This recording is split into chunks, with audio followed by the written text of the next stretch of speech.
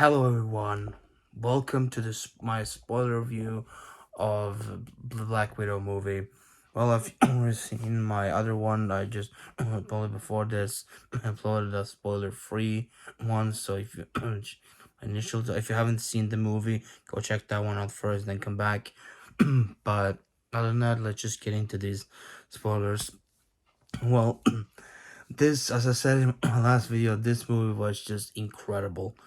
It just had everything, and it just the beginning as well. It starts off with showing Natasha and Yelena both as kids, which I enjoyed. We saw more from their past. They were both lived in Ohio, like a neighborhood in Ohio, with their adoptive parents, you can say, Alexei and Melina.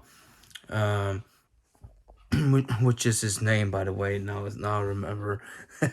Last week I couldn't remember his name, but now yeah, his name is Alexei Volkov, I think something like that, something like that in the last name. Both of them are supposed to be named that. That she's his now later on. She'll be his ex-wife. I don't know if they established that if they actually were ever. I believe they were actually married. They were together. In a way, but they never had. They were not. Yelena and Black and Natasha were never their actual true biological children. They were just adopted in a way because they were gonna do for a mission. They were there in a mission in Ohio, just being undercover. He was undercover. He was before Red Guardian and everything, and now they both were sent here to do undercover work to take down some place, some organization stuff. I don't know. It was some stuff like that, and that was like their cover up thing. They're living in Ohio with their two daughters, but in the end, they're called back. We see that they're called back, and they have to go. And we see that a lot of police comes after them, and they almost catch up to them, but they escape via a plane. And then when they get to that base, when it's supposed to be, they get separated. Both Natasha and Yelena gets separated from their parents somewhat. They like they put the we had like some injector stuff, and they get sent off back to the Red Room. And that's also something I like in this one. We see more of the Red Room in this one, how much impact it really has had on not just Elena and Natasha, but many of the others as well. We see some other ones who have been there, and how much really they have been under control of everyone. And throughout the credits, first we see a lot of things like that as well. And then afterwards we see Yelena is on a mission, trying to find some of that serum that's trying to stop. But one of the other ones who are the affected widows that have also been there, that's already turned back good, thanks to this serum that exists that turns them back to. It's like it turns like into a mist that makes the like the thing that controls them disappear or something, makes it go normal. She uses that on Yelena. Yelena just snaps out of her control, and and she sees that that's one of her friends or so that she killed her. They fought, and she like stabbed her or something. So that woman dies, and Yelena realizes now what everything that's been going on, what's happened. So she floods the place and leaves the Red Room, and like yeah, betrays them in a way. And then we go like over to, she sends that things over to Natasha because she's the only like Avenger that she knows. Ross is trying to find Natasha, but she escapes there, and she then she goes off to try to go off to hide somewhere or something. Then, but she gets caught up by the Taskmaster, right? Taskmaster. We see Taskmaster attacks her, and but she gets out of there alive with the serums, and she meets up with Yelena back in, I think it was Budapest, uh, and they both meet up there. They have a little fight. I like that stuff, and then all from there it just goes on. They go up and pick up Alexei from the prison. They need to stop the Red Room. Yelena tells Natasha that the big bad guy, I don't remember his name, but he's the one who's still alive and stuff like that. and they need to find him, and that's what happens. They go off and and then they find Melina as well, and then it goes on like that, and then it goes to this big fight towards the end that really is really good. This big that a lot of things get revealed, about the past, about everything, and I just love the dynamic how they set everything up in this kind of way. And we also find out that Taskmaster, yes, they made Taskmaster a woman in this one.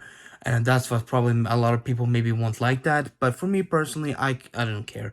It makes sense for me in the whole storytelling thing of it all.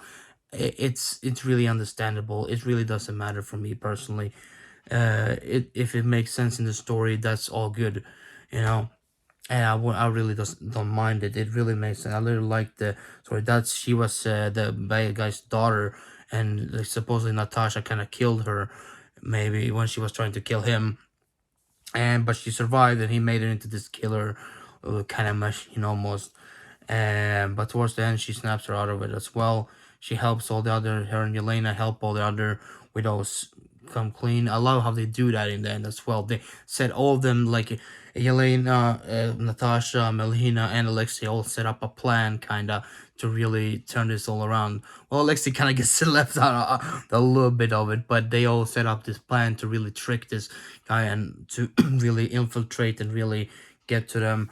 You almost think that Melina betrayed them, but no, they actually set up this plan to really to get to him. And there was almost some tense moments when you can kind of see that maybe he will be winning, maybe he will be controlling Asha a little bit, because there's this pheromones that stops her from actually killing him. But she slams her nose and breaks her nose and stops the pheromones, and they set this all up. She had this mask, thing that also from like Civil War, and also like Winter Soldier, as cover master. Her and her mom or stepmom switched places, so she was there in with him instead, and she was sent off to the prison cell. But she of course escaped. She's one who mostly designed those, and that's why she was inside there. And she kind of like she started beating him up. Then after that, beating him up, and she took all that. He escapes and sent in the widows. She fights them, but in the end, Yelena comes in with the serum and makes them all normal again. And Natasha takes out all the information about the rest of the widows and rest of the world.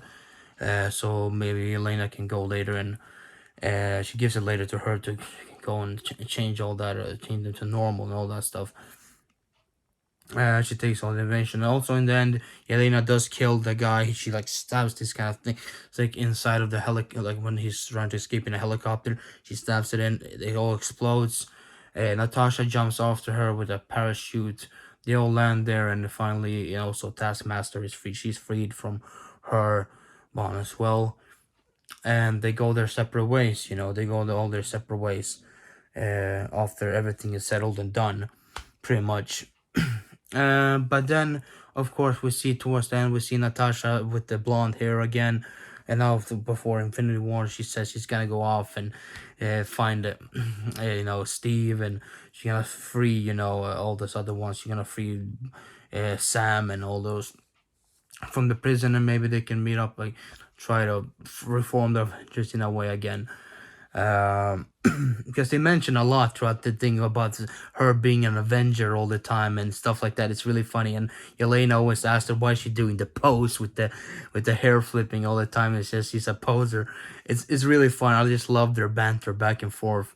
It's super funny, and I love how it's all paid off with them being sisters, and how they all reunite and really forgive each other for the past, and everything gets a good conclusion. And when it's all said and done, then afterwards we get to the post-credit scene, and this one it's a bit bittersweet. It's had those 12. We see Yelena go up to Natasha's memorial place. I can really call it grave because her body is not there, but her memorial place there, and she like puts her head to it, like, and it's really sad. But then we see Madame Hydra come in. I think that's what in the comics she's called Madame Hydra. I can't remember her actual name right now. It was Victoria maybe or something. I don't know, but it was she comes in, and the woman she was in the Falcon with the Soldier. She recruited John Walker to be an U.S. agent, right? And now she's there having Yelena work for her, and she shows like, I can show you the one, I can get you to the one who was responsible for your sister's death, and she shows a picture of Clint. So that's a big twist. Like, oh wow, Yelena works for her now, and she's gonna try to go find Clint to like avenge Natasha's death or something, which is kind of ironic. No pun intended. But but still, like that's a big thing. That's why she's in the Hawkeye show. That's why she's been cast in the Hawkeye show. There's some rumors about that. So probably she's gonna be in there, and she's gonna they'll have to Clint and Kate have to fight off Yelena at some point maybe, and eventually probably she'll realize that that wasn't his fault, and something like that. Something will happen probably. I don't think she's gonna be a villain like that all the time. I don't think it's just a misunderstanding kind of deal. But that's a big twist. That's a big thing.